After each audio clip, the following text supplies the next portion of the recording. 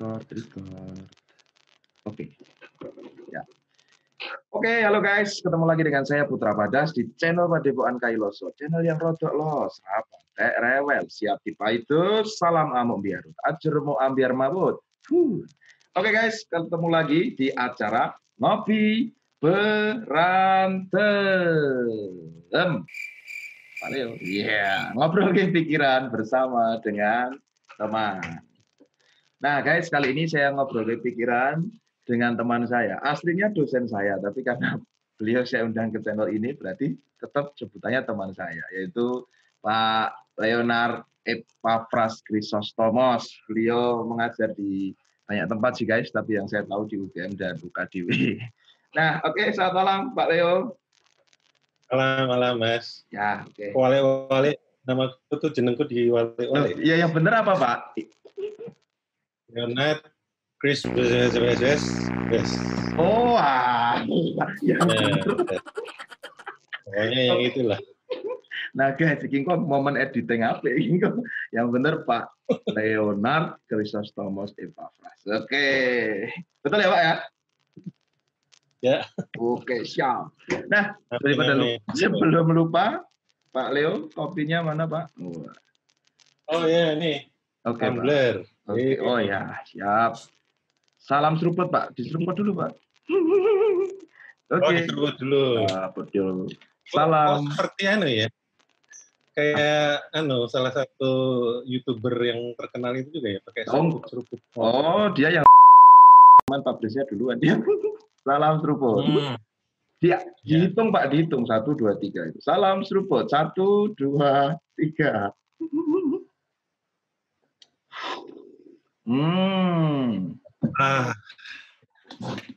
Siap. Acara ini disponsori oleh ini Pak, belum laku banyak jadi belum bisa giveaway Pak. Itu Pak di belakang ada Kailasa Kopi Pak. Oh. Doakan aja laris Pak. Ini tenanan toh? Tenanan loh, serius loh. Bentar. Ya. Tunjukin. Ini Pak. Ini bukan hoax ini. Kailasa Kopi. Oh. Besok kalau laku banyak nanti pembicara bisa di giveaway atau dapat ini. Nah, tapi nggak tahu. Ini belum berbayar. Nggak berbayar ya? Apanya? Wah, tiba-tiba investasi waktu. Oke, cukup promosinya. Nah, Pak Leo, saya mau ngajak Pak Leo untuk ngobrol ke sebuah pikiran. Kalau kemarin tuh saya sempat bikin konten tentang kira-kira agama di era new normal itu seperti apa begitu. Tapi dengan semua hal yang terjadi, bahwa masyarakat semakin terkoneksi dengan resiko yang juga semakin tersebar, lalu kekacauan, rasa tidak aman yang ada di mana-mana, itu menurut saya kok nanti ini ya orang akan memiliki banyak kemungkinan atau memiliki banyak cara untuk berbicara tentang Tuhan. Intinya gini, saya mau tanya pada Pak Leo, kira-kira nanti setelah pandemi ini atau setelah corona ini, pandangan orang tentang Tuhan itu kira-kira akan seperti apa aja ya gitu ya. Selama ini mungkin dia sebuah pribadi atau penguasa atau daya semesta atau apapun itu. Tapi kayaknya kan pandemi ini membuat orang lalu punya momen untuk nanti setelah ini orang bisa berbicara banyak hal tentang Tuhan. Nah, kemungkinannya apa aja Pak? Sehingga nanti kalau ini obrolan ini ditonton 100 tahun lagi, wah, itu kan akan menjadi sesuatu yang sip. Pak Leo silakan Pak. Kira-kira itu ya Pak ya, intinya di situ. Ya, makasih banget Mas Eko. Mas Eko ini sosok yang ikonik sekali, jadi saya sangat bahagia dan bangga luar biasa bisa diundang di acara Kopi Kailasa ya. Acaranya ngopi berantem Pak, ngobrol ke pikiran bersama dengan teman. Ya, saya paling senang bagian awalnya itu yang untuk di Paido apa? Siap di Paido. Oh siap di Paido. Nah itu luar biasa. Jadi memang sudah dari awal aman lah ya. Aman. Ya ini pertanyaan dari Mas Eko. Yang seharusnya menjawab itu para pandit ya, Pandito. Saya kan jemaat biasa ya. sebenarnya terlalu jauh dan berat. Wah, Karena itu mungkin cuma sharing-sharing doang, ya, sharing-sharing doang. panditonya udah mumet kok, Pak. Apa yang, ya benar, apa yang kecipratan, terutama karena era karantina ini menyebabkan ya punya waktu sedikit lah untuk memikirkan yang aneh-aneh, yang di, bukan saja out of the box, tapi boxnya udah nggak ada. Udah nggak ada boxnya, Pak. Nah, ya udah nggak ada boxnya lagi, udah nggak penting lah mau ada boxnya di mana itu, karena ada salah satu tokoh ikonik yang lain yang sedang saya gumuli ya. Ada beberapa tokoh ikonik, tapi ada yang sedang saya gumuli itu karena saya menemani teman-teman mahasiswa S1 di teologi di bawah sana untuk bergumul tentang teologi keramahan. Teologi keramahan. Nah, ya teologi keramahan, hospitality gitu ya. Nah, awal mulanya sebelum pandemi ya itu untuk penelitian tentang industri keramahan dan orang-orang yang aktif di urusan-urusan sosial itu loh, yang ya bagi-bagi makanan, bagi-bagi pendidikan, ya kayak gitulah. Tapi lalu datanglah momen of truth. Tiba-tiba kita disuruh masuk di rumah, lalu berubah semuanya, lalu cerita-cerita serem berubah, ya lalu memikirkan Tuhannya juga lain. Gitu ya. Tokoh ikonik yang dimaksud adalah apa namanya? Kearney ya. Kearney. Siapa sih nama lengkapnya? Kearney itu nama lengkapnya adalah Richard Kearney. Dia dosen di Boston. Ya, di Boston College ya, di Boston College.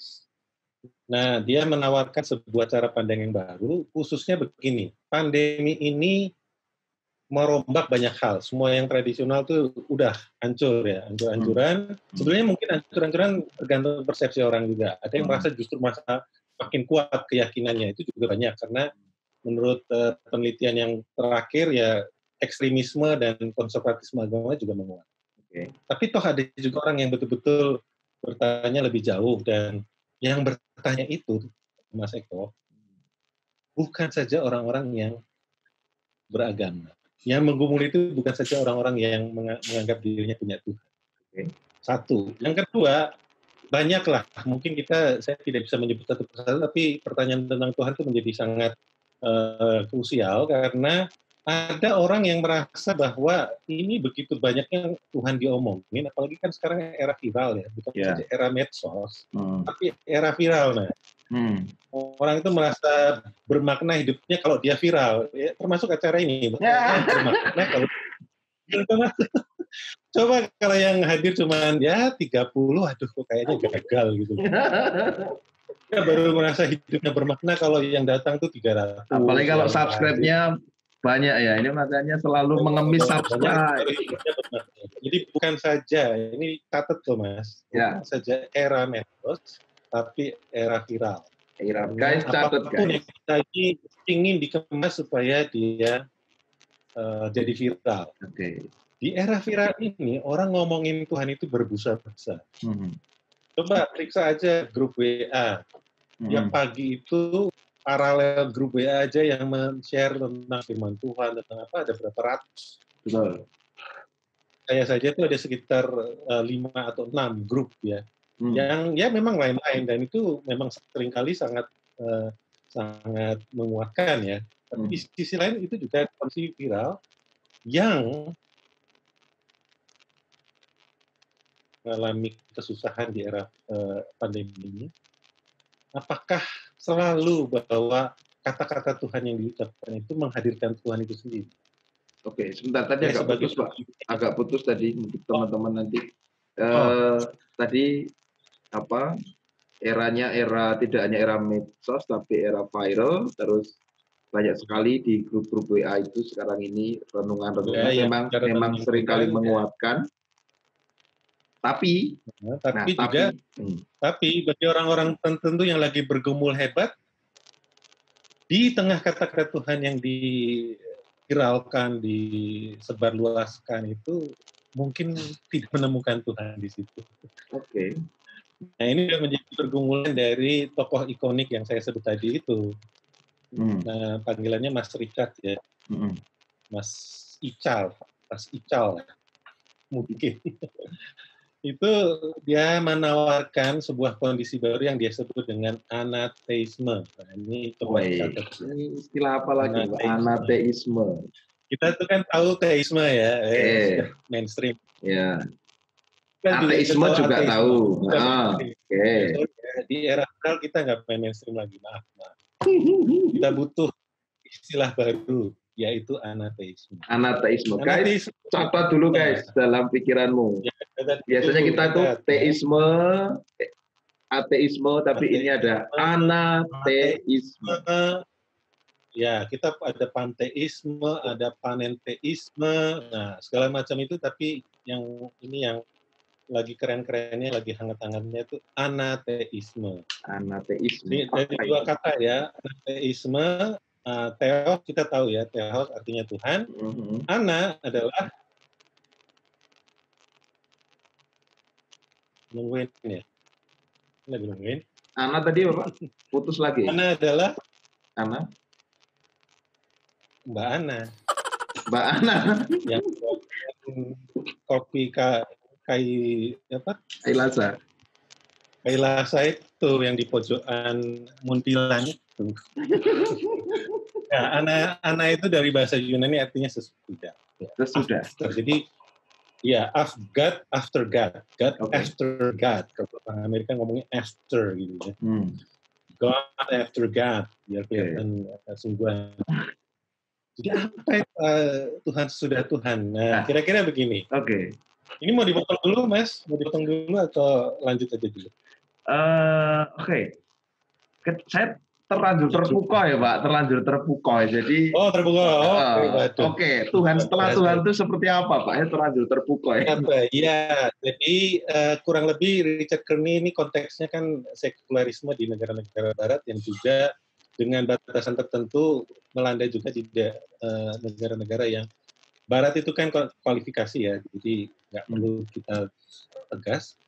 Di seluruh dunia lah, sekularisme itu sebuah gerakan yang menguat, tapi janji-janji sekularisme itu yang tadinya memberikan kebebasan, kita bebas dari Tuhan, bebas dari teisme, bebas dari agama, ternyata nggak sama, ya sama aja. Mau ada agama atau enggak, peperangan yang terjadi, kekerasan terjadi, penindasan yang terjadi, sama saja.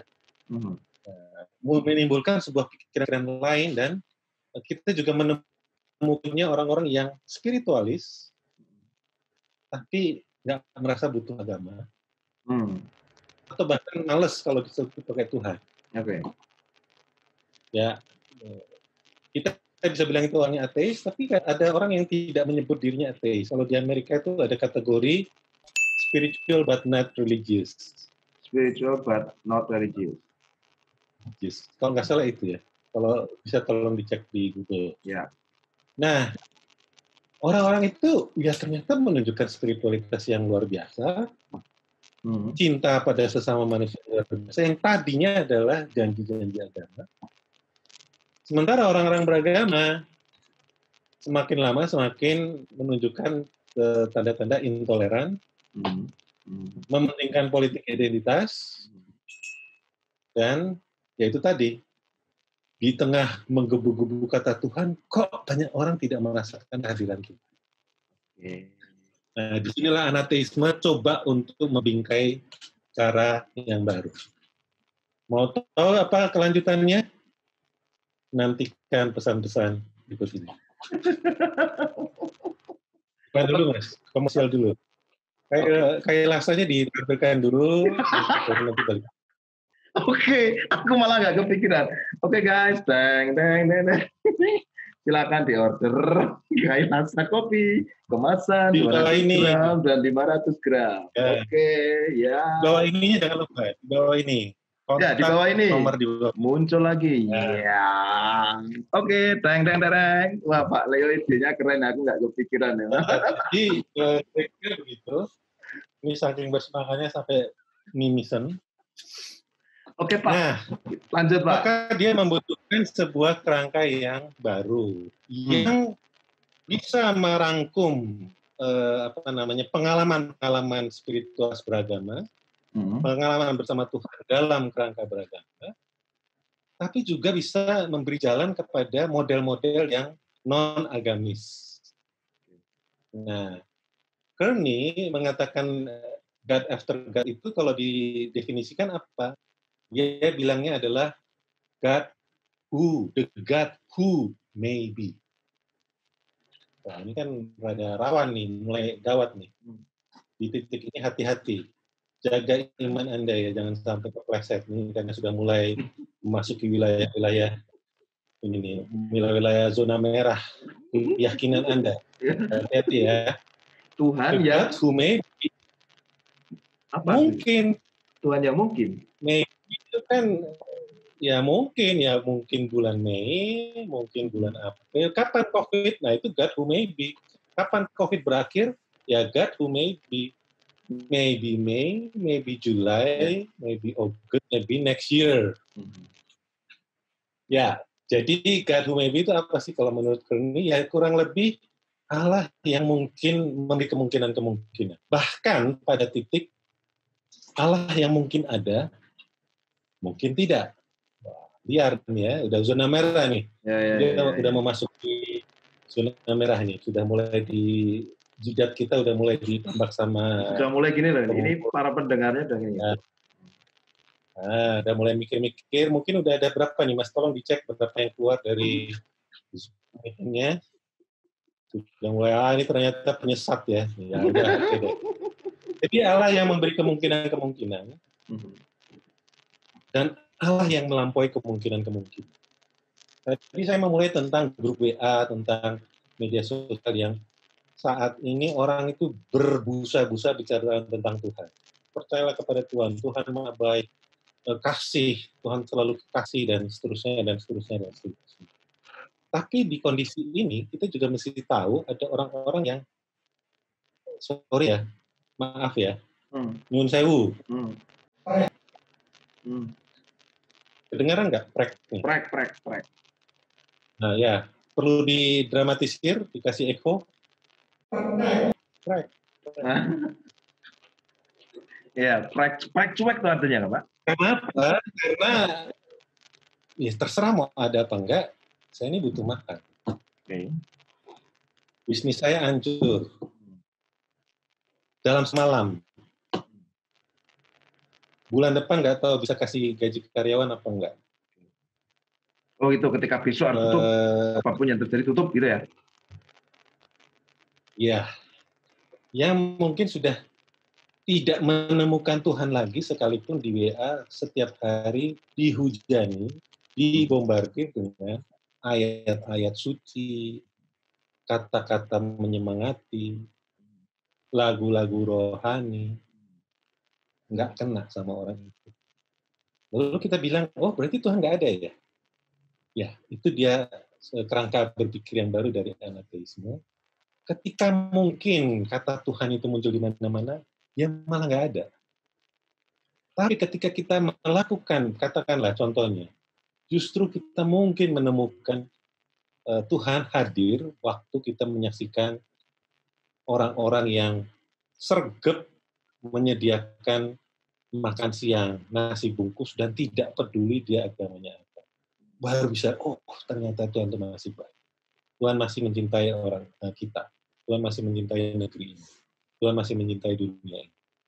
Nah itu paradoks itulah yang ingin dikerangkain oleh ini. Keren ya kayaknya ya. Keren banget. Tapi gini Pak, sebenarnya kalau gitu ya, anateisme ataupun istilahnya kan nggak tahu akar-akarnya atau apa kan sudah ada juga dari dulu. Misalnya kalau orang Israel menekankan ritus dalam puasa misalnya, lalu Tuhan justru menginginkan bahwa ibadah yang sejati itu membebaskan belenggu-belenggu kelaliman gitu kan saya berapa itu nggak apal gitu. Atau Amos bahkan dikatakan aku jijik itu kan melihat apa ibadah-ibadahmu yang padahal hanya kemunafikan. Nah berarti kan jangan-jangan akar-akar dari anateisme itu mempertanyakan bahwa Tuhan dan kehadirannya itu sebenarnya seperti apa, itu jangan-jangan sudah ada sejak dulu, atau anateisme sesuatu yang lain, paling tidak punya kebaruan. Ya, ya betul. Jadi memang dari segi sinyal-sinyalnya memang sudah ada. Ya Yesus sendiri juga bilang, "Kau bukan orang yang berseru-seru kepadaku yang diselamatkan, tapi mereka yang melakukan kehendak Bapa-Ku di surga." Nah, sudah jelas. Ya saya lagi bilang mereka mengucapkan namaku atau gimana gitu kalau saya jadi lupa. Tapi hatinya jauh daripada. Ya. Nah, memang Kearney mengatakan dia memulai dari bukunya yang Anateisme itu terbitan tahun 2010, itu memang di bagian awal sudah menyebutkan 3 tradisi anateisme dari Kristen, Yudaisme, dan Islam. Perjumpaan-perjumpaan yang menuntut pemikiran yang baru, yang beda dengan perjumpaan-perjumpaan yang berbasis doktrinal, dogma-dogma tentang Tuhan yang udah fix dan udah pasti. Tuhan pasti begini, Tuhan pasti begitu, itu udah dari dulu ada. Tapi sekali lagi konteksnya adalah konteks postmodern, konteks yang sebenarnya melanda kita juga. Cuman kan kita di Indonesia kan agama itu kan mengontrol ketat ruang publik dan kesalehan publik. Jadi kan ya sudah, yang disebut dengan beragama ya pasti begini. Stereotip banget lah. Mainnya tuh terlalu banyak klise sebenarnya. Tapi kan sebenarnya coba di akar rumput, pertanyaan-pertanyaan ini kan sudah sangat mendasar. Nah, jadi anateisme itu mau merangkul bukan saja yang agamis. Bahkan mereka-mereka yang tidak punya kitab suci atau kitab suci yang lain. Kitab suci itu mungkin Ayu Utami gitu. Kitab suci itu mungkin ini menarik sekali, sampai cepat ini gawat nih. Enggak, maksudnya gini. Tadi gini kan, seorang sering berpikir pembicaraan tentang Tuhan itu dibicarakan oleh orang-orang yang bertuhan. Terus orang-orang yang tidak percaya pada Tuhan, atau salah satu definisi ateisme adalah dia tidak percaya Tuhan, tapi bukan dia tidak percaya Tuhan, tapi dia tidak percaya pada konsep Tuhan bikinannya agama atau menurut agama, misalnya seperti itu. Tapi kan saya berpikirnya orang-orang, termasuk saya sendiri paling tidak selama ini berbicara bahwa ini Tuhan itu dibicarakan oleh orang-orang yang bertuhan. Lalu kalau yang udah nggak berbicara, terserah itu urusanmu, itu responmu terhadap panggilan Tuhan. Saya percaya, kamu nggak percaya, terserah. Kan begitu selama ini percakapan kita. Tapi anateisme kan justru memberi ruang terhadap semua elemen, semua komponen itu untuk berbicara pada sesuatu itu yang memang harus dilepaskan dari box-box yang selama ini ada, sehingga orang bisa bercakap tentang itu, entah itu nanti apa, daya, energi, atau apa yang kemudian memang merasuk di tengah semesta. Ini Pak, saya sebagai orang yang percaya Tuhan dan memilih beragama, itu kok malah senang ya, kalau kemudian memang Tuhan yang selama ini dibatasi oleh agama, kemudian bisa dipercakapkan atau dipandang, dianggap, dirasakan hadir bagi orang-orang yang selama ini mungkin tidak percaya pada Tuhan bikinan agama begitu. Ini saya sudah bingung tapi tertarik. Lanjut Pak.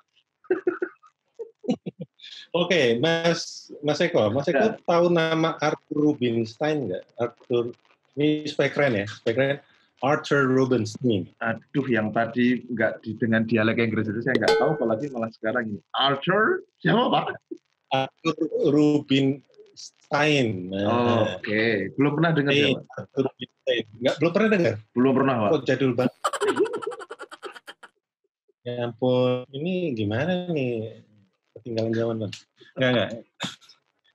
Kalau pada nggak tahu tuh wajar banget kan, dia sudah mati puluhan tahun yang lalu.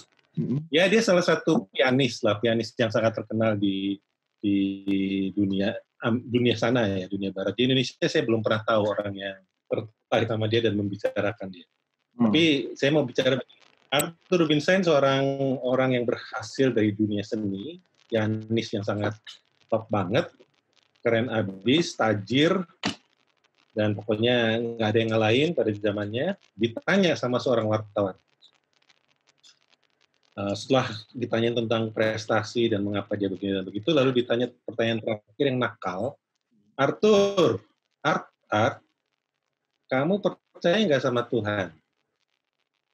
Oke, kira-kira kalau Mas Eko Arthur Rubinstein, Jawaban Mas Eko apa?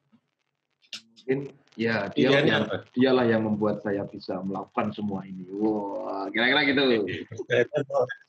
Kristen banget lah. Atau biasanya kan pertanyaannya jawabannya dua tuh Mas. Nah, Ya saya percaya. Atau saya tidak percaya. Jawabannya Arthur sangat menarik dan inilah jalan masuk kita untuk mulai mengerti kenyataan-kenyataan mengapa anateisme itu mencoba untuk membantu kita mengerti kondisi ketuhanan di masa kini. ya, Jawaban Arthur adalah saya tidak percaya Tuhan. Saya tidak. Ya udah toh. Ya oke. Ya udah toh. Ya udah serah kamu Mas Eko tadi bilang ya udah kalau itu silahkan aja. Ya. Tapi ada kelanjutannya. Ada kelanjutannya. Gimana? Saya tidak percaya Tuhan. Saya percaya yang lebih besar dari Tuhan. Nah, disinilah anateisme membantu kita melihat yang lebih dari itu. Karena anateisme bukan saja memberi kemungkinan-kemungkinan, tapi dia juga mau melampaui kemungkinan-kemungkinan. Karena begini, Mas Eko. Oke. Sebentar, Pak. Sebentar. Oh, oke. Gimana? Siapa tadi? Arthur apa? Rubinstein. Nah, mengatakan dia tidak percaya pada Tuhan, tapi dia percaya pada yang lebih besar daripada itu. Ini coba kita perjumpakan dengan apa yang selama ini kita pahami, guys, bahwa tidak ada yang lebih besar daripada Tuhan. Itu loh yang kita pahami selama ini. Tidak ada yang lebih besar daripada Tuhan, karena dia itu maha besar. Tapi Rubinstein tadi mengatakan dia percaya yang lebih besar daripada Tuhan. Nah, apakah itu ada? Kenapa? Tolong Pak Leo. Nah, jadi apa yang kita bisa pelajari dari sini? Pertama, bagi Arthur Rubinstein, Tuhan sudah menjadi komodifikasi, sudah dibungkus manis, dikasih pita, pink lagi pitanya. Oke, manis sekali. Dan dipajang. Oke? Yuk. Satu. Yang kedua, rupanya bagi Arthur Rubinstein, Tuhan yang dibicarakan orang sudah tidak punya dimensi transendental lagi. Saya pikirnya simpel saja, tidak punya dimensi transendental lagi, berarti terlalu imanen. Bukan. Justru bukan terlalu imanen. Ya transenden, ya imanen itu dibicarakan sebagai topik percakapan. Bukan lagi sebagai pengalaman transendental. Oke. Nah, Arthur Rubinstein sebagai seorang seniman memahami sekali tentang makna transendental tanpa dibingkai oleh soal ketuhanan. Kenapa? Karena seorang artis, Mas Eko kan juga tokoh ikonik artis, pendeta, teolog muda, dan apalagi penjual kopi. Ya, punya warung kopi. Itu tahu kan makna yang disebut dengan inspirasi. Ya. Siapa yang bisa mengontrol inspirasi itu datangnya dari mana? Mau seniman itu ateis atau tidak, dia tidak bisa mengatakan inspirasi itu datangnya dari mana. Sehingga kalau dia mengatakan Tuhan tidak ada, ya dia juga tidak berani.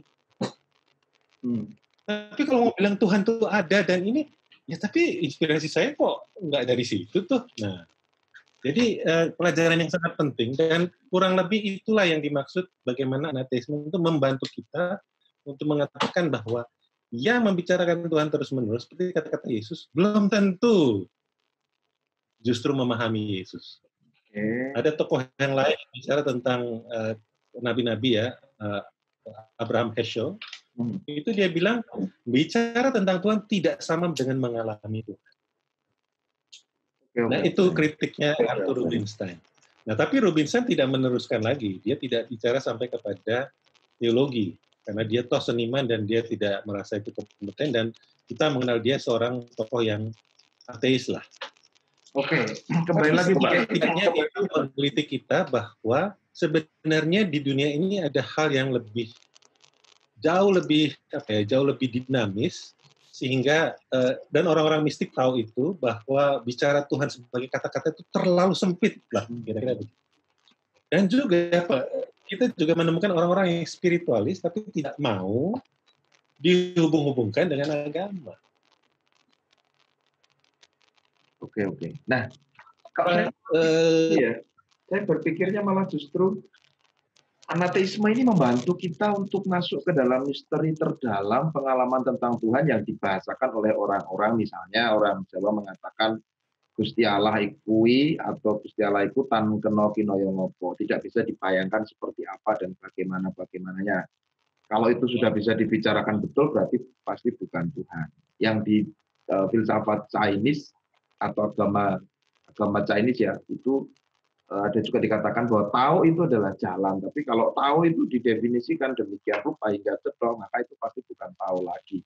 Agustinus juga bilang kalau itu kemudian Tuhan itu kalau dia dibicarakan dengan detail dan sangat presisi pasti itu bukan Tuhan lagi. Nah, bukankah anateisme sebenarnya menyadarkan kita pada misteri terdalam itu? Bahkan teman-teman mistik juga seperti itu. Kalau kemudian dia sudah sampai kepada pengalaman terdalam tentang Tuhan, ya dia mungkin nggak bisa bicara atau hanya diam saja, merasakan kenyamanan bersatu dengan Tuhan, manunggil dengan Tuhan, dan seterusnya itu. Makanya juga ada yang mengatakan sampai kepada, ini nggak tahu berkaitan atau nggak, tapi ini berancur di bulan isi adalah kosong, kosong adalah isi, dan seterusnya. Anateisme sebenarnya kan bermula dari hal yang terdalam dan membantu kita untuk kembali merenungkan hal itu yang selama ini mungkin itu sudah tidak lagi kita renungkan dalam-dalam, mungkin sudah kita anggap otomatis, tapi tidak kita alami. Kayak keren-keren. Benar sekali. Dan tapi kan masih dalam basis agama, Mas. Padahal anateisme maksudnya juga dia pingin juga untuk mendeteksi kondisi transendental, kondisi tidak saja transendental ya, imanen yang paling hakiki. Jadi ini bukan melulu soal transendental, tapi juga imanen yang hakiki. Kalau Buddhisme kan begitu, mencari kedalaman yang tanpa ada sosok Tuhan sama sekali. Buddhisme juga begitu. Nah, itu bagaimana mau dirangkul? Karena Kearney bilang tantangan hidup modern ini besar sekali dan COVID hanya salah satunya. Yang semua orang menawarkan, tapi apakah ada jalan untuk mengerti bahwa semua itu sebenarnya berada dalam sebuah pencarian yang sama. Nah, itu yang kira-kira yang tidak banyak mungkin orang menyadari, karena justru di era COVID ini juga kita melihat ketatnya definisi-definisi identitas. Coba, di era COVID ini kan bukan saja identitas agama, tapi identitas OTP, orang yang ODP, orang di bawah PDP, pasien di bawah pengawasan. Definisi-definisi itu kan diproduksi terus-menerus. Ya kita mengerti lah mengapa itu terjadi. Tapi kan kita butuh sesuatu yang bukan saja bicara tentang identitas. Identitas itu hanya adalah sebagai jalan ya. Kalau dalam bahasanya Taoisme itu jalan. Halakha dalam tradisi Yudaisme. Via dalam tradisi Kekristenan, atau tarik ya, dalam tradisi suluk dalam tradisi Islam, yang melampaui kategori-kategori.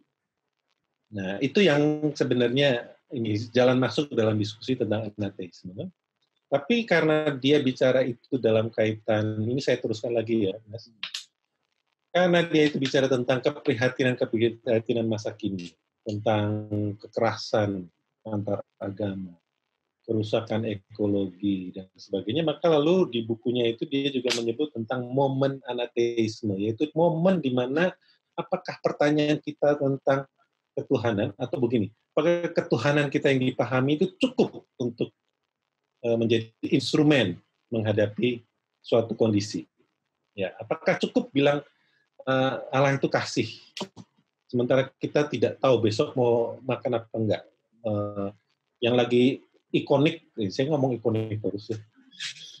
Yang lagi seru-serunya kan ojol ya, ojol menjadi ini. Padahal orang selalu bilang kan bukan hanya ojol yang menderita gitu, yang punya warung juga menderita, pegawai-pegawai banyak sekali yang PHK. Kan ini kalau kata orang Tempo juga wabah PHK.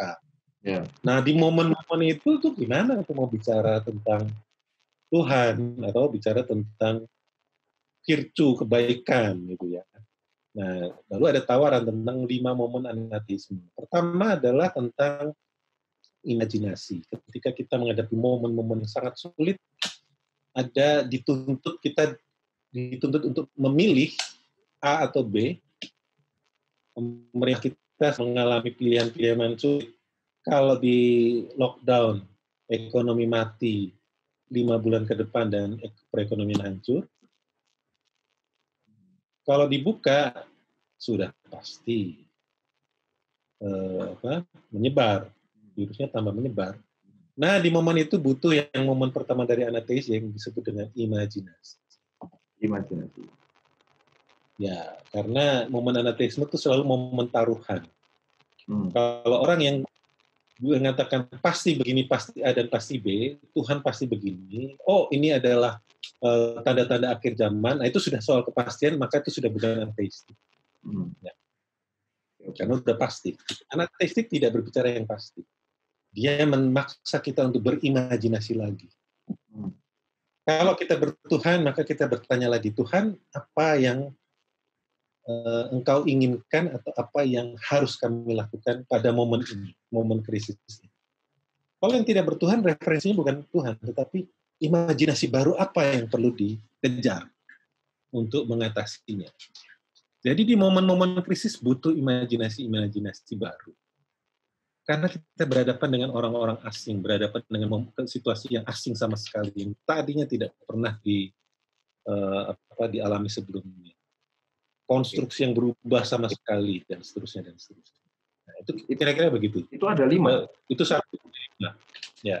Satu aja dulu, Mas. Oke, siap. Sebagai promo, 4 berbayar, tolong kirim rekening di bawah ini. Ada QR code-nya, ditembak. Nanti akan ada pesan validasi ke WA Anda, dan kita bisa melanjutkan diskusi. Oke, siap. Selamat malam. Oke, jadi memang ini perlu kita cut dulu Pak. Nanti ada yang 4 momen yang lain kita bicarakan di momen selanjutnya. Tapi paling tidak malam ini, guys, teman-teman, Pak Leo sudah menghantar kita ke dalam satu prolog yang luar biasa untuk menyiapkan kita.